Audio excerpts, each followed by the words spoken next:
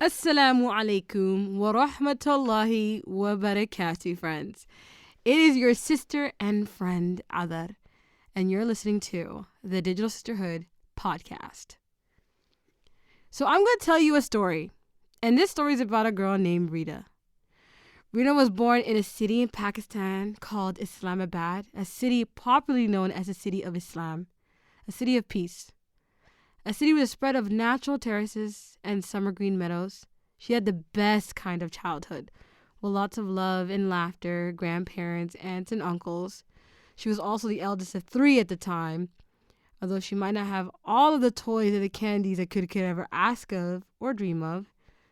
She still had the best thing life could offer: love. We lived at our at my grandfather's house, like my maternal grandfather's house. And I remember we had rabbits in our house, and I was really little. My mom told me I was like 3, and I was like, "Ooh!" So I do remember stuff from my childhood. So when my dad was there, he got us like pet rabbits, and when he had to go, when he had to go back, to Canada, we had to like give our rabbits away. Growing up, I always knew that Pakistan was not home. Like my dad was never there because he was either in US or he was in Canada. So I knew that we one day will have to join him, right? So wherever we were living, either at my grandfather's house, like my mom's side or my dad's side, I knew that it wasn't really my house, right? Like at one time we will be connected, we will like reconnect with my father, and if it will be in the US or Canada, we don't know yet, but we're gonna come there, right? So this thing in my head was always there that Pakistan is not home. Whichever country he chooses, we're gonna live there. So when we came here, Montreal, it wasn't like I was like, oh, so this is where I'm gonna call home. This is where we're gonna live for the rest of our lives. And the friends I used to make, I knew that someday I'll have to leave them. So I wasn't very sad or anything because they ask you that, when you come when you go to like welcome classes here to learn French and everything, they ask you, were you crying and everything? I was like, no, I knew. I was ready to go. I was ready to pack I was very happy to see my father. I was like, we're gonna finally be like a family. Yeah, I can imagine. Tell me about what that reunion was like when we're finally, together as a family. Alhamdulillah, it was great. I was like, wow, we came here in April, so it was a great vibe. Summer came really fast. Some people they came here in winter and they're like, it was minus 35, Yeah. and they're from like a super hot country, and I was like, oops. We had a good experience. It was really great. We started right away going to school, learning French. That was great. We were already mentally prepared that you'll have to learn a new language. I think at that time, what was weird was a lot of immigrants' kids that were coming, they were from Pakistan or India. So I never really felt like out of place. They would speak, like our language and everything. Because when I like share my experience with others, they're like, oh yeah, when I had to like learn a language, it was really hard for me because nobody would understand me. And Alhamdulillah, I always think back, I was like, all my friends, they were either Pakistani or they were Indian, and we would speak, English and Urdu mix. And learning French was something, like secondary, I would say. So, and Alhamdulillah for that experience was great. What did you think living in Canada was going to be like? Like, did you have any fantasies about what it was going to be like? There was this book I used to read, okay? It was called Choosy Susie. It was about this girl who lived in New York, and she was very picky about her shoes. And this book, I remember all the images of like the buildings and the colors. And I was like, this is what Canada is going to be like. It's going to be amazing. And when I came here, it was very gray, very bland. But still, I was like, okay. I had this image that it was going to be I don't know, like diverse, so many colors, so many different kind of people. And yes, it was true. But, like the buildings weren't pink and red and green like in my book. They were brown. They were brown, very similar. Yeah, the snow was all slushy and brown. I was like, oh, okay. You had the biggest reality check. Who was the first friend you made in Canada? She was the first friend I made. She used to live just across our house when we came here. And I didn't know like she actually no, when we came, we used to live on the same street. So we came in April, right? And they'll send you to school right away. So we just had April, May, June in our welcome class, right? And it was I didn't really had friends back then. It was just 3 months of school. It was me, my sister, and my brother. We were in the same class, so really there wasn't really much to do except coloring. We didn't really learn anything in that class. The teacher was like, it's a 3 months contract. What was she gonna do? What was she gonna teach us? And it was a very diverse class. There was like a 16-year-old boy. I remember. I was like, my goodness, and really little kids. I was like, what is this class? Is this what Canada is all about?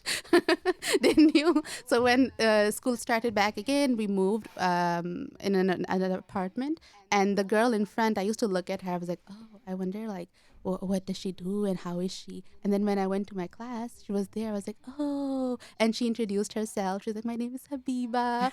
And then we became the bestest of friends. She was really sweet.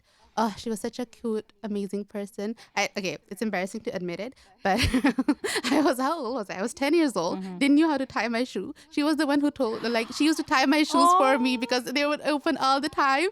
And then one day she just really got tired. She's like, you know what? Sit down. I'm going to teach you how it's done. My mom used that complicated, when you do like the extreme version of like teaching how to tie your shoes where you have to like turn around the tree or something. I was like, this is complicated. And she's like, listen, make it like the 2 years of a bunny and just make it in a bow. And I was like, wow. Yeah, she taught me a lot. She was very confident, and she used to protect me a lot from other people. Yeah. I was like, great. So what exactly is, for all my listeners that don't know what a welcome class is, what exactly is a welcome class?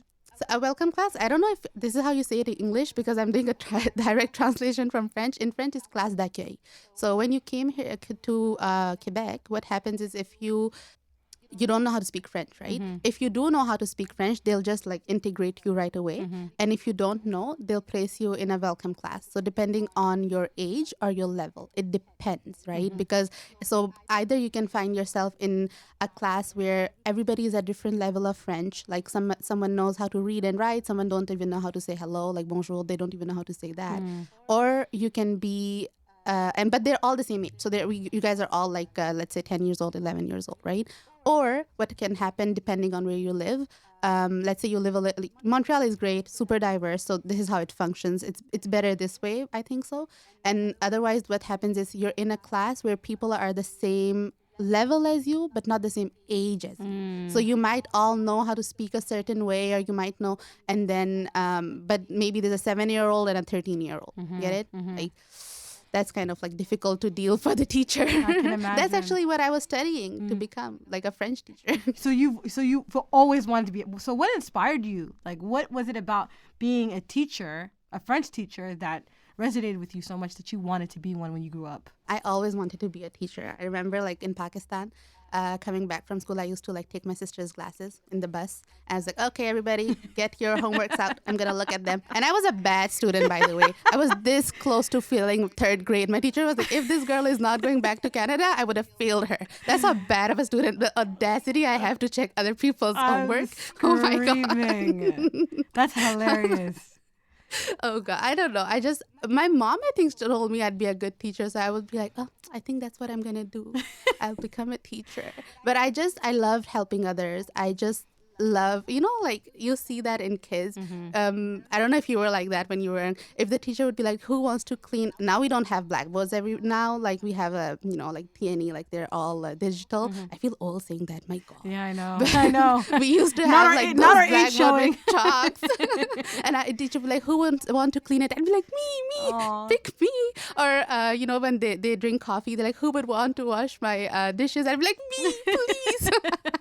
So I just loved it. Oh my God. I just loved school. I didn't like learning as much as I just loved school. And so I just always wanted to be a teacher. I was like, this is for me. Why I chose French second language, I actually didn't know that you could become a French, you could do a bachelor's in a French second language. I thought I'd be an English teacher or maybe a history teacher because that's what I liked. And I always wanted to teach high schoolers too. So I was like, this is what I'm going to do. But when I went for like orientation, they had French second language. I was like, what is that? And they were like, oh, it's for, like classe d'accueil or immersion. So half English, half French schools. You know that? You guys have that over there. Yeah, in Canada, right? we have like English and French. So you can do, you always have to learn French at a certain level. And then French immersion was you took the whole curriculum in French. Yeah, exactly. Yeah. So I was like, oh, that's what it is. And it just clicked. I was like, oh my God, that's great.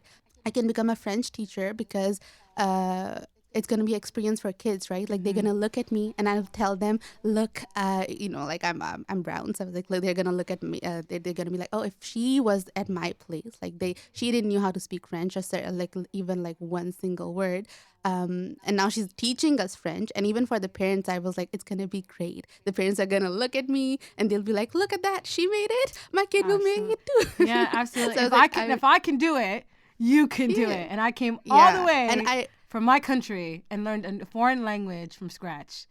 Yeah. And when I started, like, the reason also, like, I really wanted to be a teacher is because I always had a hard time, like, in school. Like, in terms of, like, academically, I wasn't very strong. And I always, when I started, like, teaching a little bit, I used to spot the kid like me, like I was like, look at that kid is struggling. And I loved school. I just didn't like the way they taught us. Like, I don't like the way they would be like, okay, learn this by heart. I had zero motivation to learn anything by heart or something like that.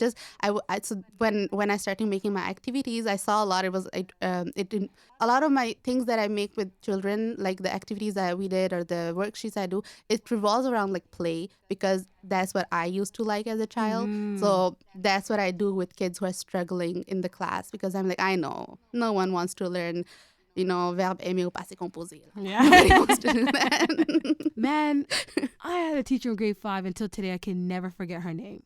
Miss Lee. I remember how she would stand at the door welcoming each and every one of us. She'd even sometimes just come by our desk to ask us how our morning was. You never felt like you were an afterthought with Miss Lee.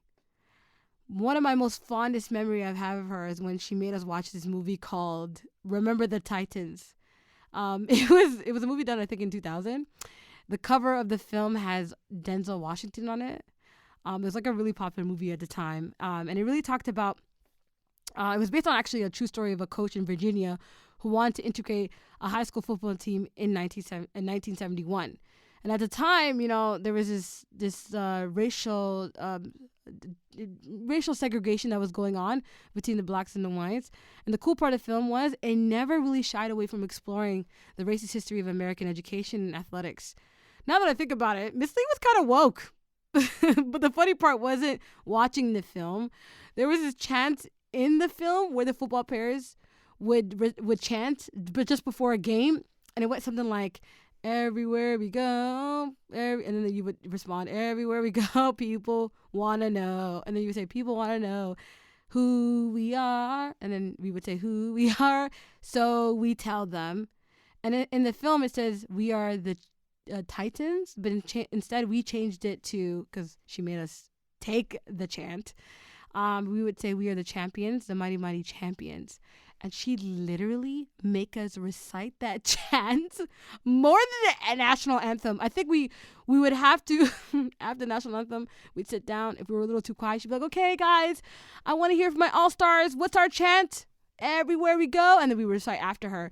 And it was kind of, now that I think about it, it's kind of really dope, because in the chant, you hear, like, it's about, like, if somebody asks who you are, tell them who you are. Tell them you are the mighty, mighty champions. And I guess now that I'm thinking back, like reflecting back, I think Miss Lee was trying to instill confidence and unity in my grade 4th class, which is kind of really beautiful. And I never forgot Miss Lee. Like, I could never forget her. For, I guess, multiple reasons. I feel like for the first time ever, I felt like a teacher really saw me. And I feel like she made everyone feel that way. Reda Khan also had a memorable teacher that made her feel just like that. I had this 5th grade teacher, Etel. She was great. She also came to Canada. She's from Cuba, and she came when she was, I think, like 12, or I don't remember what age she was. So she recognized that a lot of her kids in the class, we all we were all in welcome classes, and then they 1 year later they were like, they're ready, so just put them in 5th grade. So they all shoved us in a class with like regular children, and then kids who just learned French and they might not be at the same level, like in. You've been learning history since grade 1, and then kids, they come from all over the place in your class. They don't know anything about Canada or Quebec, and they're like, they're lost. And she was an amazing teacher. The experiences we had with her, like she did so much for us. Like, she really didn't have to do it, because I think none of our teachers put that much effort in a class ever. She did a pen pal thingy. Like I didn't even know that existed with another like city in Quebec. So we met like proper Quebecois people. She really wanted us to integrate in the culture, to be like properly immersed in Quebecois culture while keeping our roots, And when she saw us struggling, she would have one-on-one time with us, So I remember, you know what she did? There was this girl. She wrote her a letter once, and she went and gave it to her. And the next day, that girl, she opened her. We would have our, what is it called, the table, like the petit bureau we have. Like she opened it, and it was a response back from the teacher. And then everybody in the class was like, wait, the teacher answered you back in a form of a letter? And then we all started writing her after class. We would like write her about like how our day went through, the struggles we were having, and we would like give it to her, and she would respond back. Who does that? The time she took after school. Like, I still, I mean, I'm a teacher now. I don't know if I have the time, right? I don't know if I have it in me after 3:00 to be like, sit down. And she did it. And, like some kids, they were like, okay, fine. It's fun for once. But those who stuck with it, like I wrote her multiple times about my struggle with the language, my struggle with school and everything. And she picked up on that, and she would have like one-on-one conversation with me. She would really like, okay, well, let's stay back for lunchtime. We're gonna like review this together. I struggle so much with math. Like my goodness. Like, and she would like help me redo this same activity over and over again. She would like bring out blocks, because just the numbers on the paper wouldn't make sense for me. So like the effort she put, like they stayed with me. Wow. She was an amazing teacher. And you know what? That's really interesting that she did that, because, to allow your students to kind of write intimately to you, just as between them and you, and then that way you built a rapport. Like you knew what everyone was going through. It's a beautiful way to kind of stay in tune and connect to your students. And I loved how like she took note, like whatever you told her, she did something about it. And I feel like a lot of kids would write about their personal struggles too, right? Like what they were going through with their families and everything. And like because of that, I think she was an amazing teacher. But also she would teach differently. She would know if like, why is that kid tired? Probably because something went down, like last night or something. So it's good. She was inspirational. Wow, we all have a teacher that we like. We all have a teacher that we remember. I have a teacher the same way. But that's incredible that a teacher who was Cuban, right? Who came into this country and studied French and was so passionate about teaching those who didn't know French properly, and just having an overall great education experience, because I'm sure she understood. She knows, She knew the struggle. And that's the thing about, right? When people who know the struggle know. If you know, type of thing. And she really like now that you're making me think of that, like I'm thinking of all the things we did. She would bring us to like libraries, and not just the library beside the school, like the main library we have here in Montreal, like the Bibliothèque Nationale de Montréal. She'd bring us there, and we were fifth graders. She really didn't have to do that. And the movies we'd watch with her, and the parks she would bring us, and that's like a lot. Like, and she would do that in the metro and everything. Like she wouldn't like rent a bus. Now that I know how much it costs to rent a yellow bus, I'm like, okay, so the effort she put dealing with all of those kids, and back then it wasn't like, oh, we're just 17 in the class. No. Back then we used to be 25, 30 kids in one class. So imagine her, like classroom management. Amazing how now that I know what it takes to be a teacher, I'm just in awe that not just the effort she put, but how good of a teacher she was, really. What is it about being in high school that gets you thinking about your life's purpose? Is life so terrible during those years that you're just deep in life thinking, why am I here? What is the meaning of this? Please, everyone go check on your high school friends. And for Reda, unfortunately, it was no different. In her sophomore year, during the holy month of Ramadan, she began to ask herself the existential question. I started thinking about God a lot, and I started being like, what is this? Should I? Who is God? Who is God?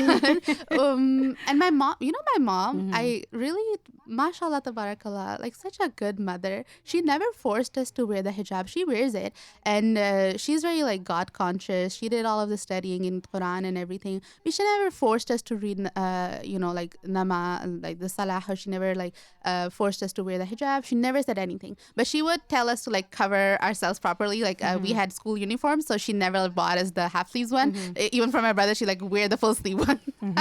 So that's something she was really focused on. Like, no, the length of the shirt and the sleeve length should be like long and everything. So that's something she focused on, but she never like forced anything on us. And I think I started taking Ramadan very seriously in fourth, so like in 10th grade and 11th grade. I was like, I have to really focus on my salah when Ramadan is here. I tried really hard like not to listen to music when it was the month of Ramadan. And so that was like, I would say my first spiritual awakening. And then in 11th grade, I made up my mind. I was like, you know what? I'm going to wear the hijab as soon as high school finishes. I'm going to wear the hijab. So my graduation, since it's graduation, everybody's getting like all ready and dolled up. I was kind of pissed. I was like, I don't want to open my hair. Like I really so badly started to wear the hijab because college was going to start and everything. And so my graduation was it was a fun thing, but we all got like, like dolled up and everything. But I back of my mind, I was like, I really just want this to be over. I really just can't wait to like start wearing the hijab and start going to college, because high school at some point you start getting really tired of it, especially when you're reaching like 16, 17, you're like, my God, I can't wait for this to be over. And especially for me, I realized like 11th grade, I was like, you know what, if you put effort in studying well, you can actually get good grades. And I started realizing I'm really good at writing. I'm really good at like making stories and everything. And I got like good grades in French for the first time. I was like, look at that. Me getting 80s in French from like my 55. What is happening? Yesterday's price is not today's price, right? Today's different. MashaAllah, that's amazing. Obviously I always like to read and everything, so I think that was like paying off at some point. So at that point I was like, I just want to go out. Even the cégep I chose, the college I chose, was like super far away. It was an hour and a half away from where I lived. I was like, I don't want to be in contact with anybody that I know. I just want to like focus 2 years on my studies and then go to university. And I said, so in the summer, after I graduated, I started wearing the hijab. It was great. It was amazing. Best experience of my life. So tell me about that experience, because I know wearing the hijab was a big deal. It was a big deal for me. It was a big deal. So tell me about what that was like. Okay, so basically after high school, after like my graduation, we went to US to see my aunts, and I told them I'm gonna start wearing the hijab over there. And my aunts are so sweet. They brought me hijab shopping. I was like, ooh, I got so many gifts. It's so amazing. Like every time you tell someone I'm going to start wearing the hijab, so all of my friends that I told them and they were Muslim, all of their mothers, they gifted me hijabs. Aww. Even like, it was so sweet. And I still have some of them. They're like pretty good quality. I was like, wow. Fancy. Yeah. So maybe it was given with a good intention. So they stayed for a long time. So when I started wearing the hijab for 2 reasons. First of all, I was like, you know what? I think when you start wearing the hijab, you get closer to Allah. Because I remember my aunt in Pakistan, when she started wearing, basically she started learning the Quran. And when you learn the Quran, obviously you change a little. And she started wearing the hijab. But she did the proper like niqab and everything, right? And I was like, and she changed as a human being. She was very like tomboy and loud and everything. And when she started practicing like properly, I remember she became so calm. And, I was like, wow, what is that? She's changed. And I think that stayed in my head. And I knew that if you wear the hijab, you get closer to Allah. I didn't know like why or how that would happen, right? Yeah. But I was like, if I do, it's good. And then going to college, I was aware of the fact that I'm not someone who can say no. So if somebody would ask me something and everything, I'll just say yes. I was like, if I wear the hijab, so a lot of people just might not come to me knowing that, oh, she's Muslim. And, people know that Muslim people don't drink or they don't do this and that. So they just won't ask me. And so I was like, okay, so I started wearing that for two reasons, right? Like that, getting closer to Allah, and also like protecting myself from these type of things. So when we came back from US, I had all these new hijabs, and I had a gift from my best friend that I brought her from New York. And I was like, hey, I have to give you that gift. And she's like, great, let's meet up at this park. I was like, great. So I was like, oh, it's my first day. Today is the day I wear the hijab. And I had those tube thingy, and I was like, how do you put this tube? And back then YouTube it was big, but I didn't know I could just Google hijab tutorial. My God, I struggled for 15 minutes straight up trying to put the tube thingy on, the undercap. Yeah. And now I have an undercap, but like before it used to be. And my brother was like, I think you're doing it wrong. I was like, obviously I'm doing it wrong. And he tried it on. I was like, I don't know how to do it. And oh God, I don't wear white hijab, okay? Because I feel like with my skin, it's like really awkward. And the first day of with my great summer tan, I was like, let's go with a white hijab. Your first hijab was a white hijab? Goodness me, the audacity I had. You know what? Can I tell you something? My first hijab I ever wore was pink. So I have no place to judge. It was like a bright silky pashmina pink. And I remember my brother said to me the morning I woke up and I wore hijab, he goes, you kind of look like a Pepto-Bismol. Are you sure that's the color you want to wear? Like this is, I said, what's wrong with the pink? It's funny because now I religiously wear black for a reason because that pink traumatized me. Okay, that pink traumatized me.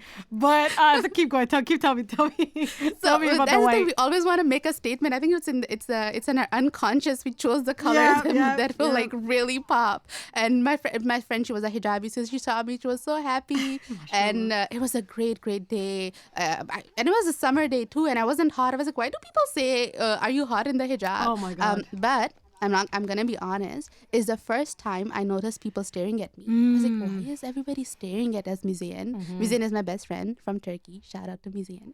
Shout out to her.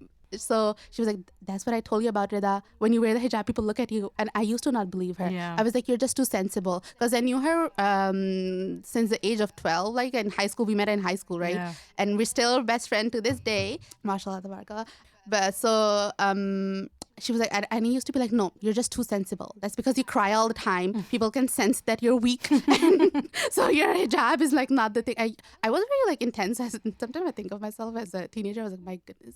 I was pretty intense. I was like, this is the way. This is my way or the highway kind of mentality. Yeah. I was like, you're wrong. She was like, no, I'm not wrong. Because when we were doing the college application and everything, she went to like different colleges and all, and she sensed it. She was like, I don't want to go here. People looked at me weird, or like people would shout at her, and she'd be like, it's because of the hijab and everything. And I didn't really understood the experience. But that first day, the first time that I noticed the stares, I was like, whoa, I guess it's real. Didn't bother me, but I was like, I guess she was right. So like, what did you think it meant? Like when you saw people staring at you, what do you think the stares meant? I didn't understand it at first. I was like, maybe like I was like, maybe it's the white. Maybe it's the white that I wore. Yeah. You know what? Guess what? I thought the same too. It's the pink. I should have never did this. Yeah, I was like, maybe it's my fashion sense. Like, because when you go from not wearing the hijab to the hijab, your fashion sense is like pretty much all over the place. And you're just trying to figure out who you are. In the hijab. Listen, now we're blessed with those long sleeves, long sleeve dresses. Do you remember the time where hijabis had to buy sleeveless dresses? Either wear a jeans jacket. We call those the dark era. We call that the dark era. or the underneath shirt. I am overweight, guys, and the undershirt with the maxi on top was not a wipe for me. That wasn't it. And guess what? They even had the neck one. Do you remember? So whenever shirts that were too low, so we created just a neck one that covered your chest, your neck. So it was a dark times for hijab because there wasn't a lot of like clothing that considered us. You know what I'm saying? I barely layer now. I layer now because I'm cold. I had my high neck and everything, but not because of. But it's hot summer. We used to like. I was like, maybe it's my fashion sense because you're still 16. You're still 17. You're still in that like like wearing weird clothes and everything. But I started realizing, okay, no, it's not. It is because people be racist. You never really forget the moment when you realized that the looks you were getting didn't just mean that people were curious about what you wore or why you wore it.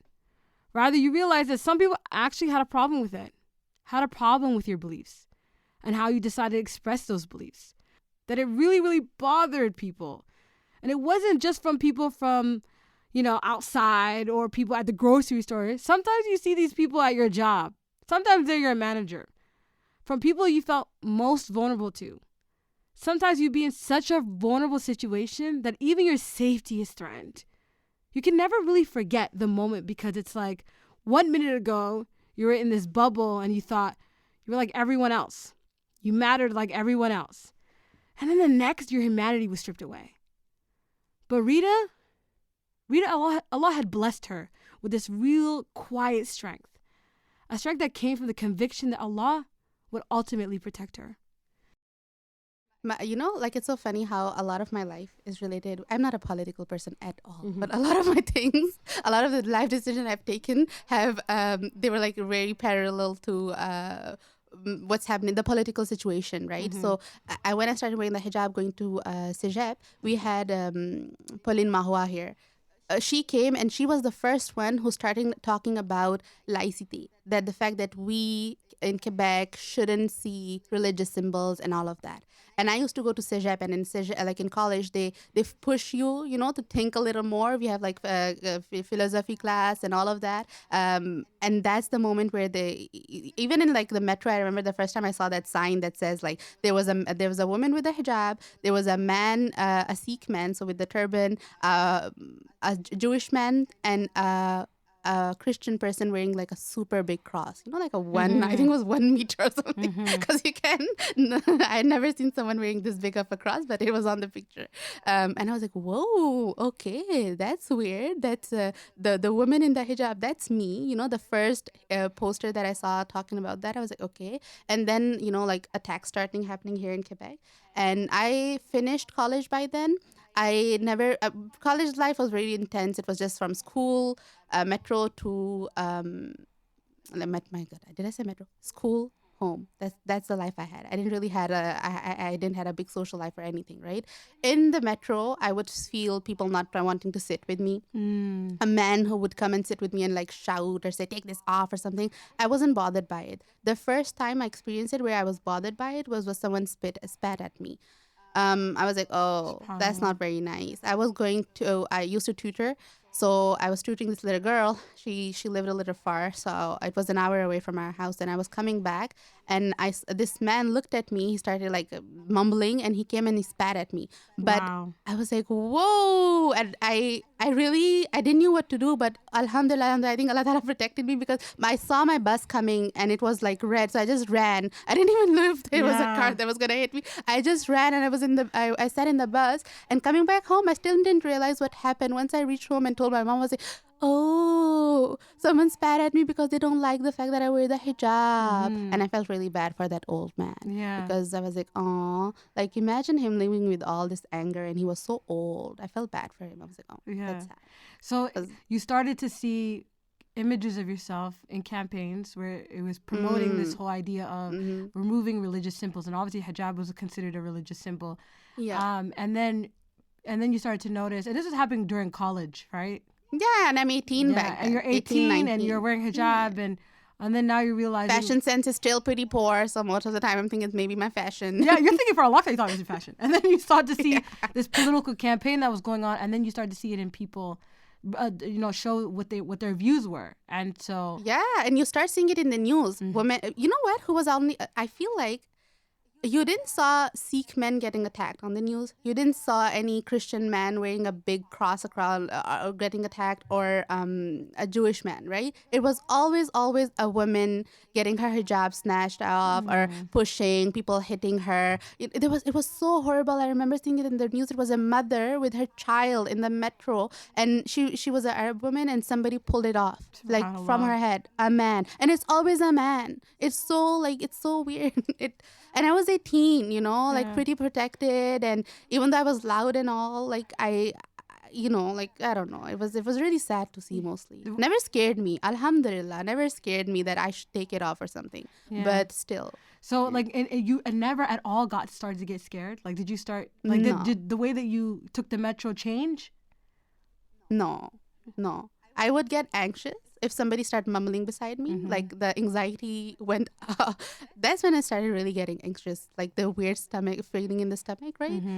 My mom always like told us, if you read your dua of protection, like dua of protection every morning, you'll be fine. Yeah. So she never, she wasn't scared, so we weren't scared. I feel like mothers are really, they play a big role.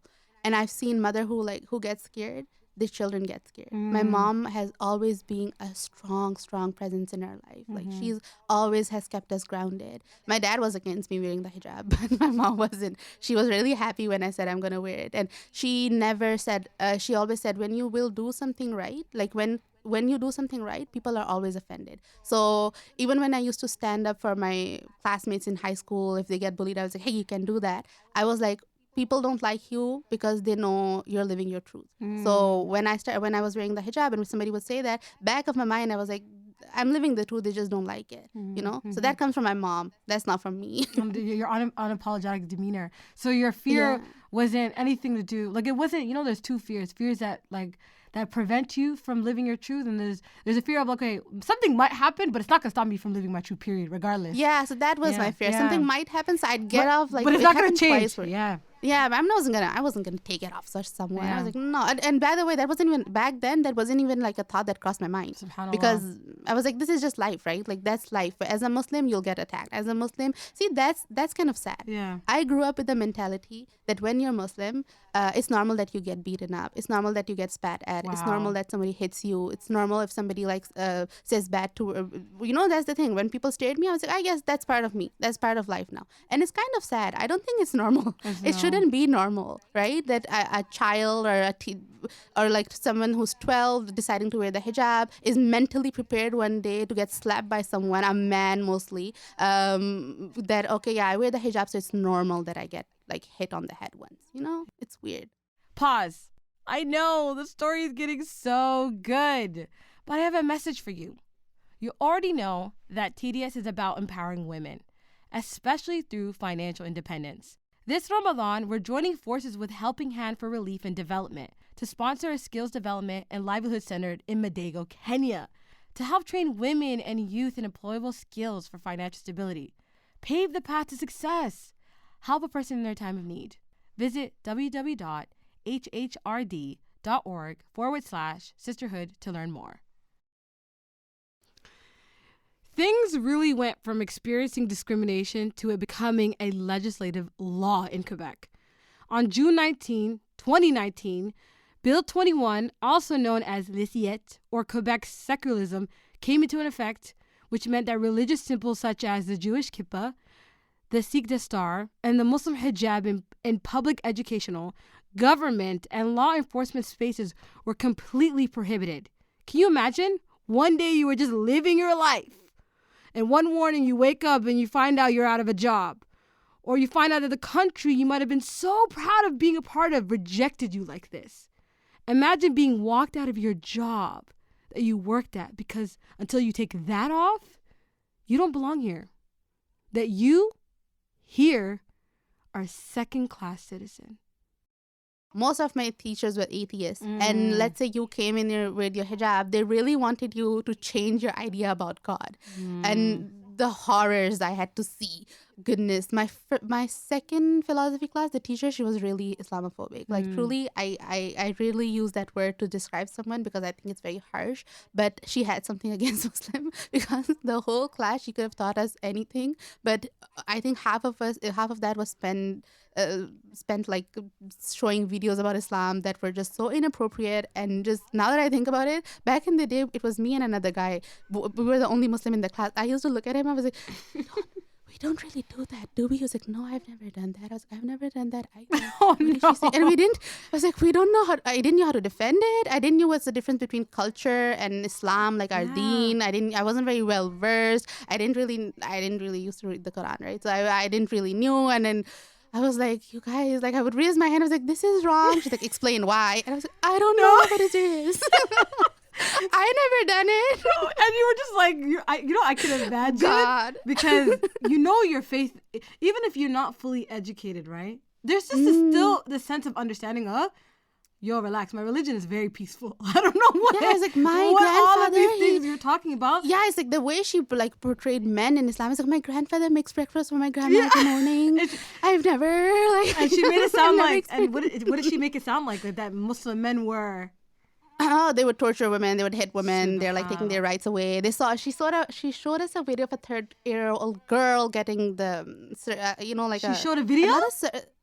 Of circumcision, but like women don't do that in Islam, right? We don't have that. And she said, Muslims, this is their custom. All Muslim do it. All Muslim do it. She's like, this is something that all Muslim do it. And she looked at me and she's like, did you went through this when you were 3-year-old? I was like, no, my goodness, it's so inappropriate. In front of your whole class?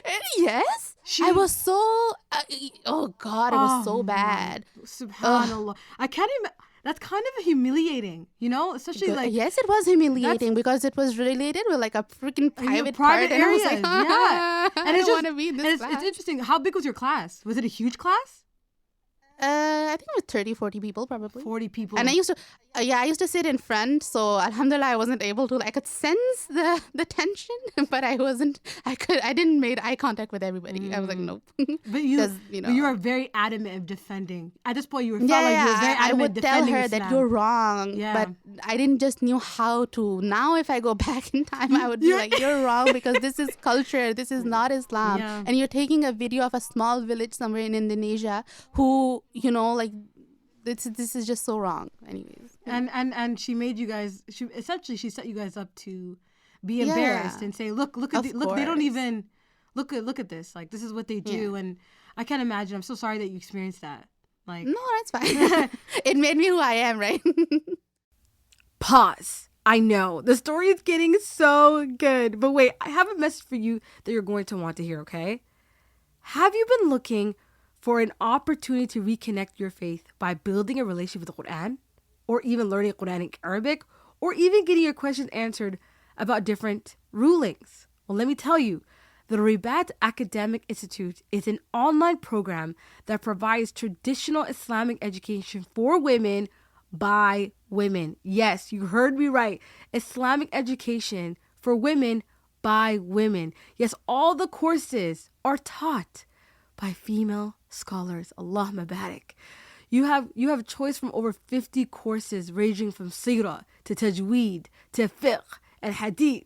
You can even take in classes like the 99 Names of Allah, or Purifying the Heart, or the reflections from the Quran and the lessons from the life of the Prophet ﷺ, as well as a Mentorship Matters program on how to guide and support and help others. Ribat's online classes have been reconnecting Muslim women from all around the world with their faith and helping them reclaim their traditionally held leadership roles in Islamic scholarship, mentorship, and community care. All classes are held live online and recordings are posted after class. And the courses, guys, are affordable. They're not expensive at all. They also provide country discounts and scholarships are available. So there's no reason why you shouldn't sign up. So if you're interested, visit Rabata, that's RABATA.info/TDS and register today. So another question for that is like, so you started to take all these social studies programs. You took philosophy, and it seems like the entire program for philosophy was to convince you out of Islam. You know, and not just Islam, any religion. Like they really wanted you to like. This is how I felt, like the books we read and everything, they made you question a God, right? In a way that I used to come home and I used to tell my mom that alhamdulillah we are Muslim and alhamdulillah my faith is somewhat firm, because if it was even a slight bit wobbly, I would have been like, oh, okay. I would have fallen in that trap. My mom used to be really scared, and she started praying for all of us because we weren't very firm. To be honest, like she was like this. She doesn't even read her salah 5 times a day, and she's saying I'm firm on my religion. MashaAllah. That's really interesting, though. To be even that Allah gave you the tawfiq to be confident, even when you didn't know, and even though when you weren't alhamdulillah praying. You know what I'm saying? Like it's so interesting, because you're right. You could have left. You could have been atheist. You could have decided, maybe these people are making sense. Why do you think that you had that conviction, though? I think it's my mom. Like, seriously, I have to give all the credit to my mom. Like, since we were, like, young, the stories of the Prophet she used to read us. And since she studied Quran and everything, she knew how to like convey the message and how she said it a lot. My mom, one thing she told us is like we have to be good, and if we're good, like everything around us is good, right? And then she also used to tell us that everything that you do, you have to do it with a good intention. So these type of like things that she little things she would tell us, I think they stayed with us. And she is very practicing, like she's a proper practicing woman, right? Like, so I think it's my mom. The way my mom brought us up was love, just with love. Pure. Very rarely did she like focus on the fear, like, oh, you should be scared of Allah or you should be scared. She never ever focused on hate, right? Like, or fear. Like, she was like, she always be like, Allah Ta'ala loves you and He protects you, He takes cares of you, and He's always watching over you, and He answers to all of your du'as. And if you're going through struggle, just raise your hand, and protection du'a and all of that, right? So it's like maybe because of the fact that she put so much love of Allah in her heart that we were always like pretty, like, okay, I have this to turn to. I have Allah to turn to. Reda had the opportunity to become a supply teacher midway into her degree, even though she wasn't finished the program. Quebec at the time was looking for supply teachers, so Reda applied. What should have been a quick interview took a turn for the worse in a way she could have never imagined. So it was 2 years in my program. Like, so normally they wouldn't ever allow that, but now they're allowing like students who are becoming teachers to become substitute teachers. So even though you're studying to become a teacher, you can still become a substitute teacher, right? And you can still have a contract, which back in the days was not something that was done, right? So because of the situation right now, that was allowed. And I was 2 years in my program, and there was me and another hijabi. She was like, "You should." She already like applied, and she already was like substitute teaching, and she was like, "You should do this because this bill 21 is a real thing." I was like, "No." I was going through something personally, like I failed something, and I was like, I wasn't in the mood, right? And she was like, "You really should, because if you don't do it right now, they're gonna announce it, and then you won't be able to teach." I was like, "Yo, whatever, I'll be able to teach when I'm done like the 4-year program, right?" And she was like, "Okay, whatever." So I didn't listen to her advice. So the bill went through, and I was like, "Oh." The bill went through, and I am someone who reacts very physically, right? Like, if you surprise me, I'll be red and I'll break into like rashes. I'll just break out. And that day, when I read it, my hands, they had like it became all red, and they had like rashes all over. And I remember that because I sent a picture to my best friend. I was like, look at what this law is doing to me. Subhanallah. And she was like, so I was like, oh no, I should really like because it went through, I should really apply, like at least as a substitute teacher. Yeah. And normally it takes time when you apply for, what it is like to apply for a job. You get an answer really late, right? But because the situation is like so dire, they call you right back. Like, the situation is really bad, so they just sometimes they don't, like, depending on like which commission you're applying to, like which school board you're applying to, they don't even like do an interview, like in-person interview. They'll just do like a phone interview, and they're like, "You're good, come in from tomorrow." Like, so I did it where I live, so Montreal, and I applied. And she was like, "Okay, great. You have an interview this day at 1 p.m. I was like, "Great." And that I was like, "Okay, that's great. Amazing." So my friend was like, "Let's go out." And so that day specifically, I don't remember that day. It was a sunny day. And she was like, "Let's go out for for coffee." I was like, "I can't go out for coffee at 12 because I have an interview at 11. Let's do a breakfast or a brunch situation, like in the morning." She was like, "Okay." So we met up for brunch. It was great. It was amazing. I went home. And then the lady, she called at 1 exactly. And then she, like they call and they're like, they go through your name and they go through, "Okay, you're doing français langue seconde. Do you like, t'as passé ton TECFE, like you finish your TECFE, blah, blah, blah." She's like, "Okay." And then she goes, "So this is new, but I have to read you this law." And basically the law is like I wouldn't wear, if I am a practicing teacher, if in my classroom, I wouldn't wear any religious symbol. Like, that's what she said. She said, "I have to say that law." She said, "Ça là, c'est nouveau, faut que je te le dise." J'étais comme, okay. And then she said the whole thing. And I was like, oh my God. And I didn't know what to do.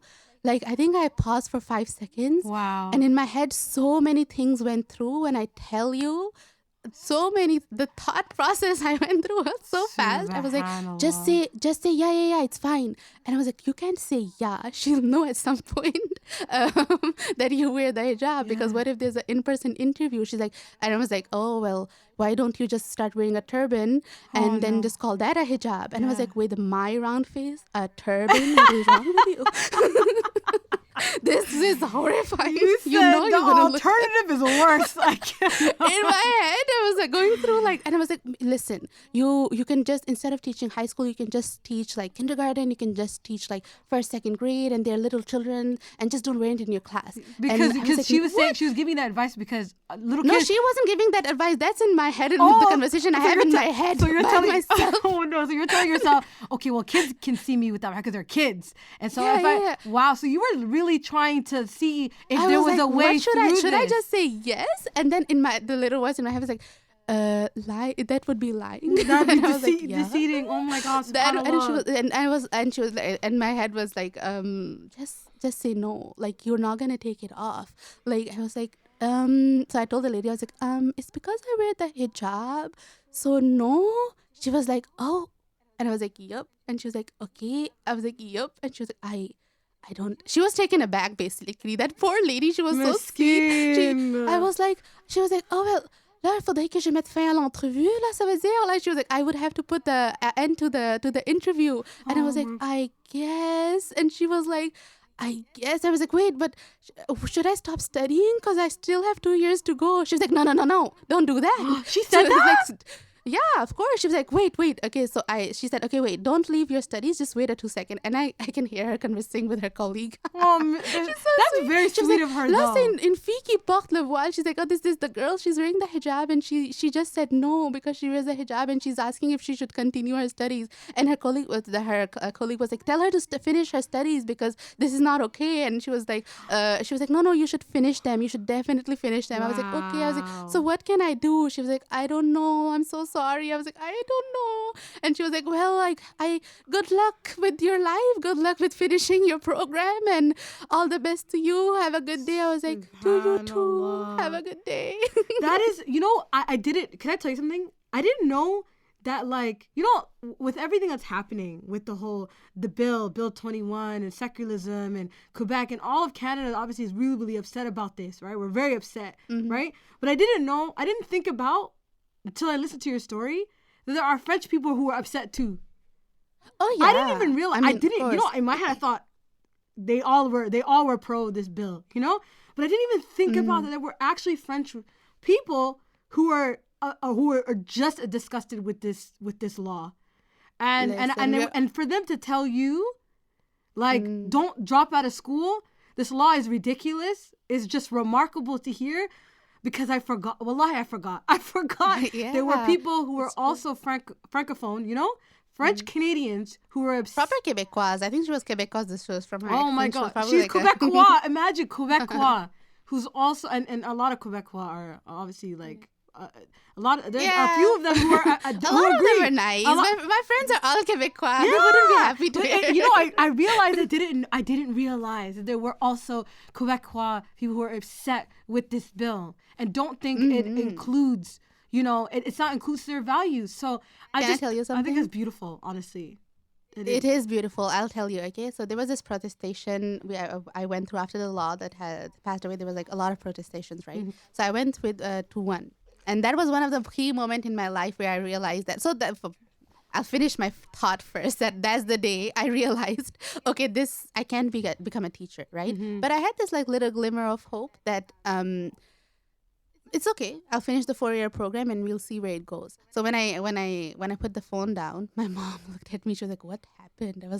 I told her what happened, and she was like, "Good. You did good job." Like, she said, like, "Acha kiya," like, you did a good thing. And then she went away. I was like, oh. I was sitting there in the living room alone. I was like, God, with your thoughts. What is that? I was just like, what just happened? I was so taken aback. But in my eternal optimism, I was like, it's okay. I have 2 years to go. No worries. Everything is going to be fine. Because I didn't even, to be honest, I had a student job. I was working like retail and stuff. I was like, I don't really need the money right now. I was just doing it for the law anyways. So like, whatever. I really didn't feel like substitute teaching anyways, like, because it takes away, like from your day and everything. It's really long and everything. So I was like, whatever. It's not the end of the world. So at that moment, I didn't thought it was a big deal, and I just moved on. But coming back to the Quebecois people thing, they do support you. Like they are disappointed at when what's happening to their country, because technically, like they don't. Not all of them stand for. Uh, uh, because they did fought for women's right and everything. They're just a little lost maybe, but they're good people here. They take care of you, and they're with you. So there was this protestation I went through, and there was a key moment in my life where I realized that I don't want to do this. Like I don't want to fight for this law anymore, because I was there, and through at the end of the rally I realized that, like, I was looking at the people present, right? You know who was there? Who was there? Sikh brothers, like Sikh people. Like I saw them, like men, not women, Sikh men, women who wear the hijab. So like Muslim women who wore the hijab, and like a sprinkle of Quebecois people, and that's it. I didn't saw any Muslim brother there. I didn't saw a lot of Muslim sisters who don't wear the hijab. Wow. And I was like, oh, like look at that. Like we're like, I was like, this can't be it. Like this is not life. Yeah. And sadly, like that day, I also realized, like, because it was a big deal for me, right? Because in my whole batch, like on my whole, like it's called a batch, right, in English? The batch. Like, what do you mean? Like the batch, like the whole like classroom. Yeah, your where we batch, are your all graduating speaking class. Your batch, right? We were just two hijabis, and I was the one who was affected by the fact that I wouldn't be able to teach, right? And we are pretty like the day of the protestation, everybody knew about it, like, but nobody showed up. Like we're all teachers, aren't we supposed to Show up like support each other? Absolutely. Nobody showed up. And like even from my like close friends who do wear the hijab and everything, they weren't there, even though they were invited. They didn't came. Other women who wear the hijab, who are teachers in my class, like, or other batch, right? Like doesn't have to be French, but English or maybe history, yeah, or French, normal like French, langue première, I'd say. They also didn't show up. Those who were okay with the fact that those who got their jobs and those who weren't affected by it as much, they weren't there. And that day I was like, yo, you're really alone. Yeah. And I didn't want to fight this. It's humiliating going on. Like it's a feeling where you feel very alone, but it's also like, is that what I want to do with my life? Is it something really I want to fight for, like wearing the hijab, right? Like it's what is life, So, yeah. That's devastating to feel like you're not supported by your own. Oh, own yeah, Muslim, you feel so alone. your own Muslims who recognize that, like, yo, I'm affected by this law that hinders my faith, the practicing of my faith, and it's not a concern for the Muslim population. It's not a concern just on everyone, who believes They're in. unbothered, I feel like. As if they don't care. As if, like, you'll see that in social media, people posting pictures and everything. But physically, when you have to, like, actually put it into action, not a lot of them show up, Like, not a lot of them are there to support you. And nobody really understands the struggle you go through. You feel really alone. And that's where, like, see, this is when I became really God conscious. Because when the thought of, like, taking my hijab off, like, that day at the interview scared me. Where I was like, yo, if you take this off, who are you? Do you pray 5 times a day? No. Do you like read the Quran? Like I would open it in like the month of Ramadan. It would probably give me a headache because Arabic was hard for me. I was like, oh God, like I wasn't able to read it like properly. And I was like, what are you doing? The only thing that like represent, like the only thing you'll have in front of Allah Ta'ala on the day of judgment would be like, yeah, I wore the hijab. Like it's not enough, And I was like, my priorities are at the wrong.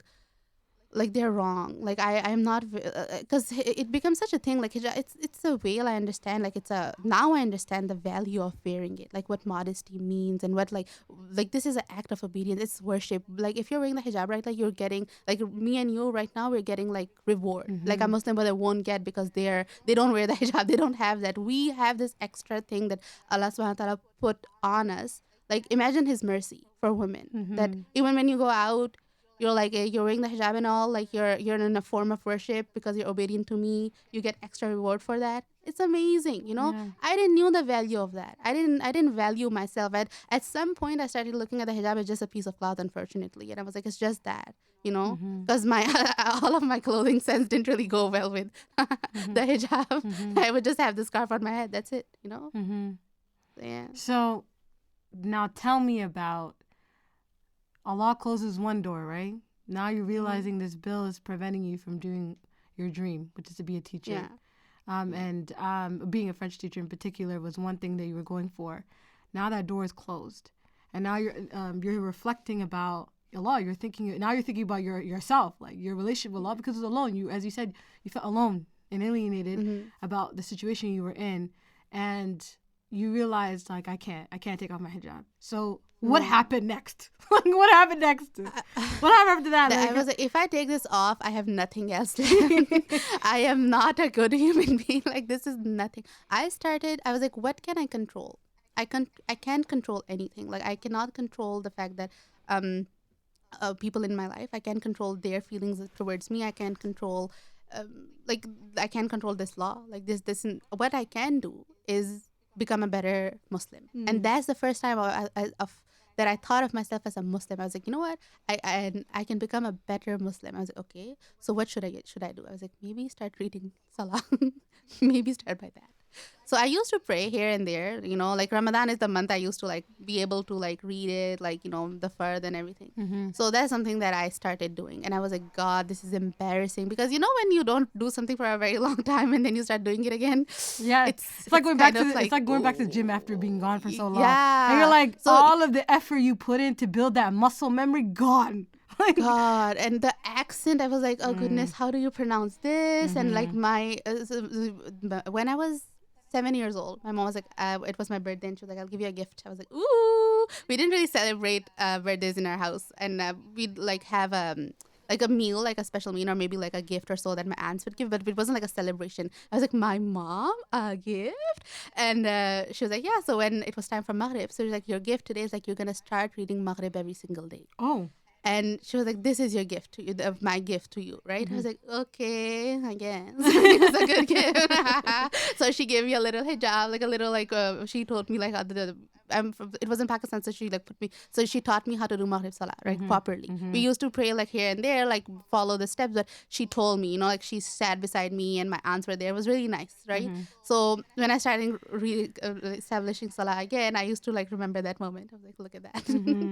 And it was very hard. Oh God, my sister once saw me praying. She's like, "What are you doing?" I was like, "I don't know when to do sorry, I can. So she was like, "No, it's not like that." And she's like, "I struggle with this too. Just watch this YouTube video." I was like, "Thank you."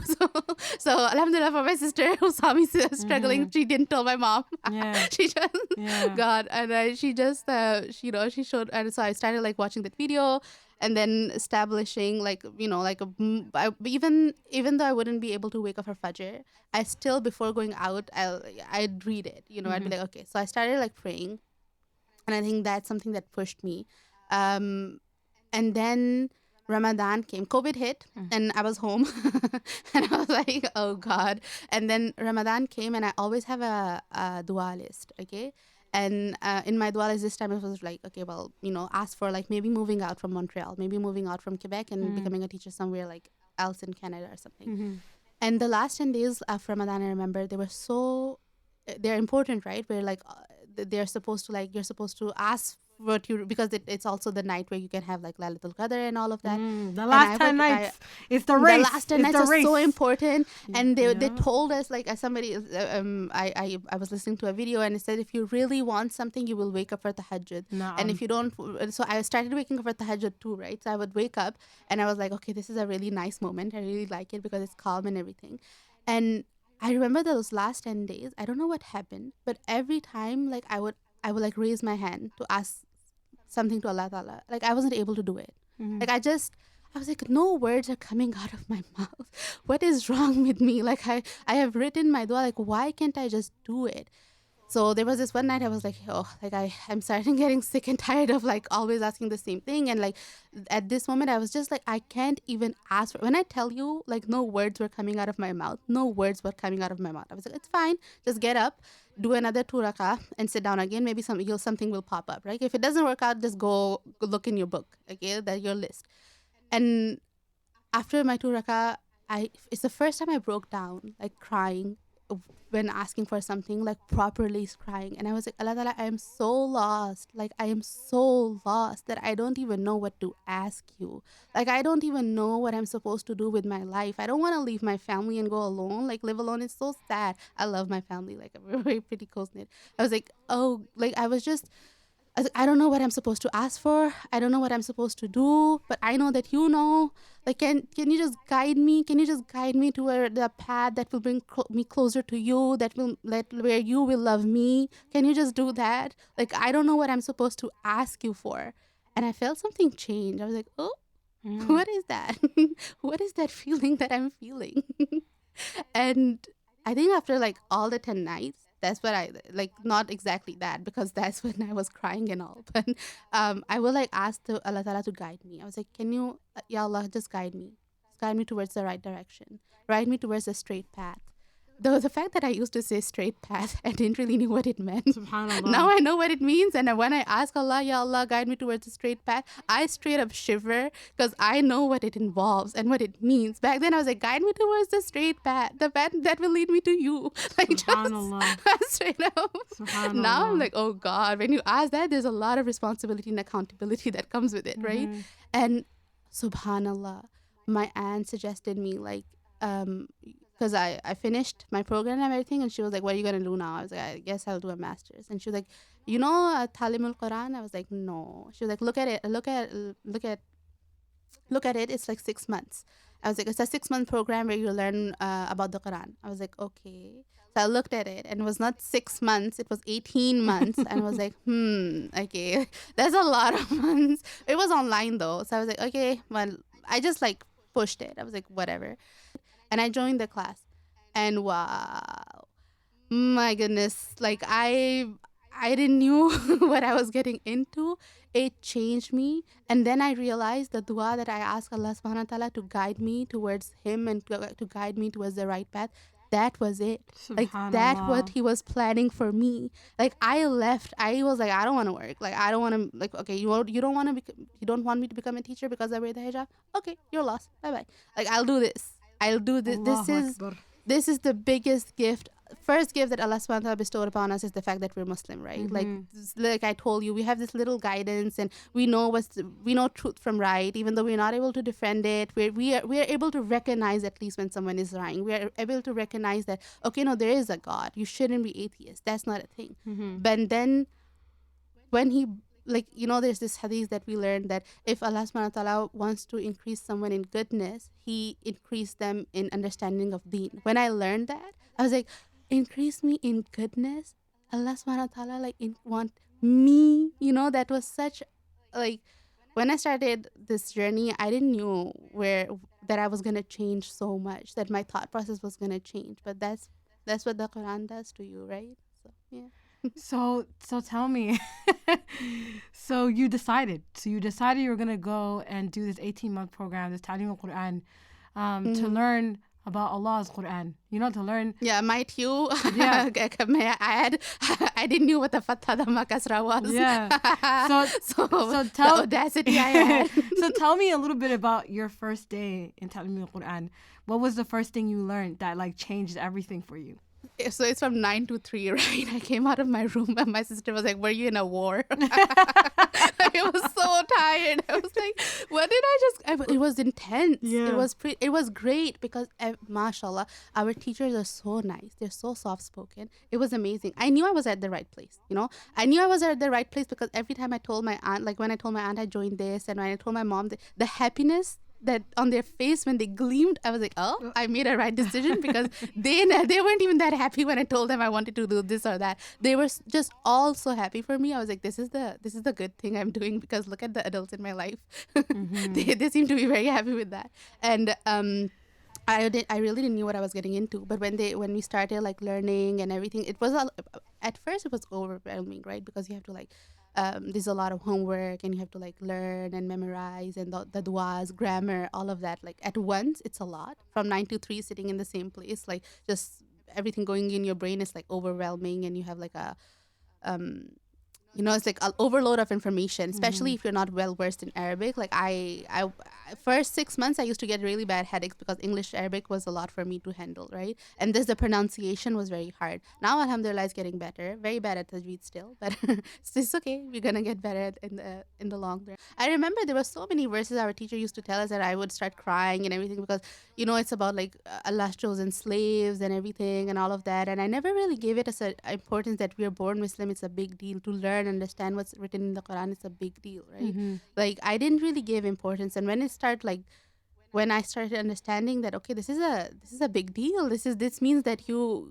were chosen to do something for the sake of Allah. Allah chose you from all the people. He chooses you like to learn His kalam. Like it's such a big deal. And I don't know.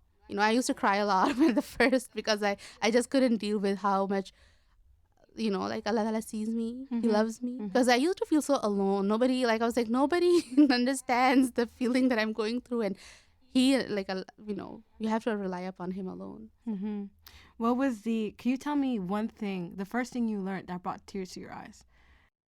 It was a hadith. That hadith that says when you go out in the path of Allah and the angels, they protect you're basically walking on the if you travel on a road in search of knowledge, Allah will cause him to travel on the road of paradise. And then even the deep fish, the fish in the deep water, even they ask for his forgiveness. For the seeker of knowledge. That hadith, I started to cry after that when one of our stars said that hadith, because I was like, I felt so rejected. Like society doesn't like me because of what I wear. My friends don't understand me. My colleagues, my classmates, they don't really understand what I'm going through. You start feeling alone. And obviously it was COVID, so you still you're home alone and you feel alone a lot, Yeah. I was like, I felt so rejected, and I felt like nobody knew that even I existed and what I was going through. And then when she said the fish in the sea, I was like, the fish in the sea.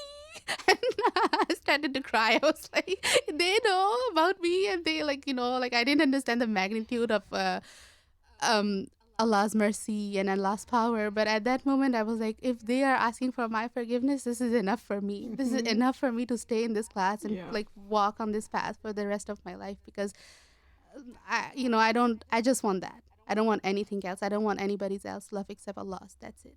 Wow. That's beautiful. And it's even more remarkable to know that this is where you ended up, and to hear that hadith is also a reminder that what you're doing is the right way, and to have that confidence, I can imagine, really transformed everything. So now, mashallah, you're almost graduating. Mashallah, may Allah bless you and accept all your efforts. You're almost coming to the end of your 18-month program. And I know you've learned a lot, I learned a lot thus far. How do you think the Quran, or learning the Quran, has transformed you as a person? Whoa. It has. Everything around me didn't change. The room I'm in, the people around me, my friends, nothing changed. I changed, and the perception I have of the world changed. It says when you learn the Quran, right? It says that if the mountain refused to take this responsibility of the Quran, and the human being was like, yeah, I'll take it, Yeah. And when the mountain, if they were to take this, they would break. It would crush them. But for us, when we start reading the Quran, what happens is, all the ego, the desires we have, they're crushed. And then you realize who you really are. You're just a slave to Allah. You live you live for Him, and you're supposed to do every single thing you do. It is for Him, and that's, I think, the biggest understanding that I have. The biggest thing I have understood is this message that, okay, I am nothing without Him, and everything that I have to do is for Him. That's it. That's a simple. It's difficult to live by, but it's a simple message to understand, right? And the way I've changed, I think, every surah has brought something in me. I've changed my way of eating, the way I used to dress before versus now. Surah Nur changed me a lot. I Surah Nur was a big surah for me in terms of like, because you learn a lot, right? You learn about like, I think it's the first surah that explicitly talk about the hijab, the your jilbab, what you're supposed to wear and how you're supposed to wear it, as a woman, a modest woman and everything, and how you're supposed to put it in practice. And also it talks about your the community living and how we live.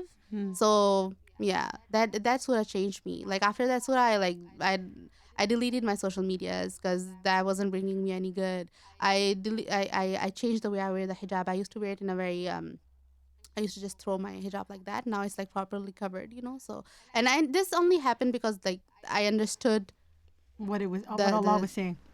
Yeah, exactly. And that's and what. it's not like any shade to someone who doesn't do, like I didn't used to do it properly. No shade to anyone. Yeah, Like, I mean it's a journey. just, We're all on a journey. But yeah, subhanallah, yeah. when you gain the knowledge, it makes your transitioning easy, right? Because you recognize that Allah is is sufficient for you, and any test that you're facing is easier with knowledge of Him. You know when a test is difficult when you don't know Allah. And you think you're going through it yourself and you're trying to meet all of these like checkpoints. You're trying to be the best Muslim. Like the job, the transformation is easier when you know Him. When you don't know Him is when it's really difficult. You know what I'm saying? Like that's when you feel alone. But subhanAllah, when you learn that Allah is closer to you than your jugular vein, you recognize you're not alone. Actually, actuality, you're not actually ever alone. That Allah is always there. And it's like, it changes your perception of like, oh, I've been feeling lonely for so long, and now I have this knowledge, I don't feel as lonely anymore. And so and I don't know if before I used to be surrounded by people, and I used to feel like alone. Now I'm alone in a room, and I feel like comforted by someone. There's this like, this thing. I remember like I remember so well, right? Like we learned Surah Nahl in September, the bee, the Surah of the bee. Yes. And that surah changed me because it talks a lot about blessing. And I remember that moment why all of my friends, they graduated and they all had classes. They were all like, oh, I have this contract, that contract. And I was feeling really down. I was like, goodness me, like everybody's doing something and here I am, not achieving anything in my life. And I remember so well, that day. I think it was verse 95 of Surah Nahl that says, and do not sell the covenant of Allah for a small price. And that hit me like a slap. I was like, oops. I was like, what am I doing? Am I gonna really sell this knowledge, what I'm gaining, for like a small price? Like for just this dunya? No, I wouldn't want to do that for anything. I want to rely upon Allah, just Him. The Quran and everything, this is way more important, and the blessings that this is bringing. First of all, right now I can see the barakah and the blessings, but even in the future, like what I can rely upon, that it's way bigger than any like job in this world. Absolutely. Like this, don't exchange the price of like this world for your hereafter. Don't do that. That's the first lesson. That's the first time I felt like someone like hit me a little. Absolutely. Do not exchange what Allah has offered you for a short price. And subhanAllah, I think your story reminds me of that. I have a question for you. My last question for you. Which name of Allah's 99 names reminds you most about your story? Like what name of Allah subhanahu wa ta'ala would you attribute to your story? That Allah is Al-Latif. That He's subtly kind, that He noticed that you're struggling, but then He'll send small things, either via like a message that a friend will send you, or maybe just a word someone will say, or maybe you'll see something outside, and it will make your life easier. And but because He's there for you, and He's ever so kind and ever so gentle to all of His slaves. That's what I love.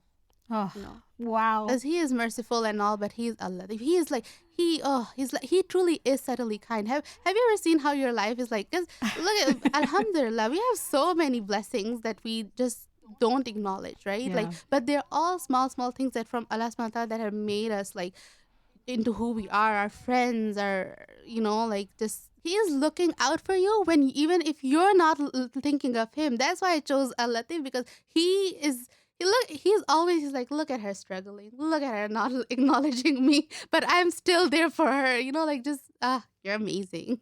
Allah is so subtly kind. And he does it so subtly that you almost didn't know. You didn't even notice. You didn't even notice how kind and generous he is.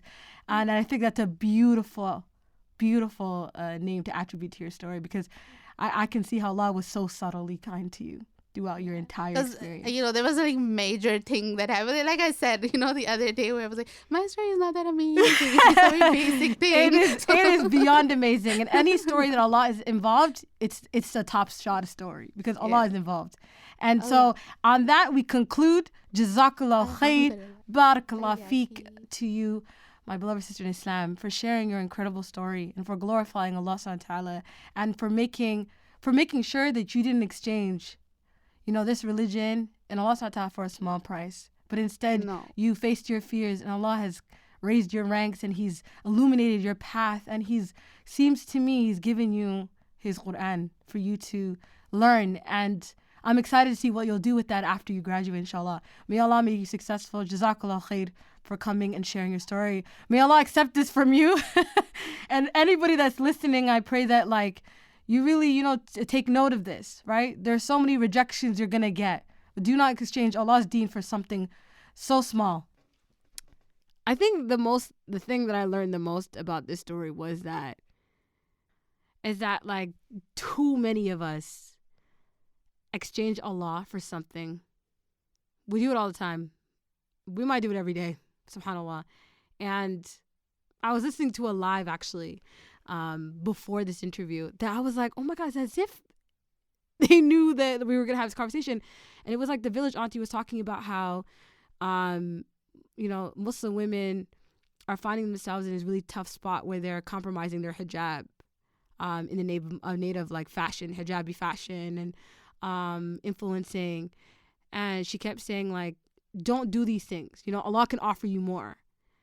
And then having this, listening to Reda's story and her saying, don't exchange something, don't exchange Allah for something little. It's like Auntie was saying the thing after it, because He can offer you more, right?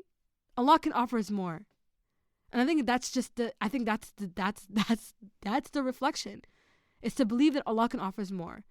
That if we're faced with something today, we're like, oh my God, if I don't do this like this, if I don't push my hijab back a little, or I'm not going to get this campaign, if I don't do this, if I don't do that, I'm not going to get what I need to get. This is about survival.